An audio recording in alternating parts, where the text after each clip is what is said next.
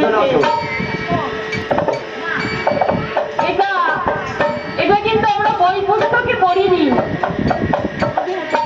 একদম সত্যি ঘটনা, এবং যার সঙ্গে ঘটেছে সে নিজেই সেই কথা আপনাদেরকে শোনালেন। তাহলে সে কেমন ভক্ত?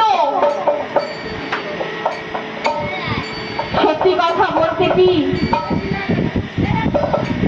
আমাদের প্রিয়জনরা যতক্ষণ আমাদের মাঝে থাকে আমরা ততক্ষণ তাকে চিনতে পারি না।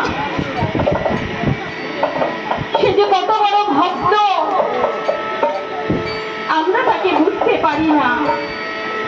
আমরা ভাবি উনি আমার দাদা, উনি আমার জেঠু, উনি আমার শ্বশুর, উনি আমার কাকু, কিন্তু সে যে সত্যিকারের একজন ভক্ত। একজন ভক্ত না হলে তার কথা তো ভগবান শোনে না।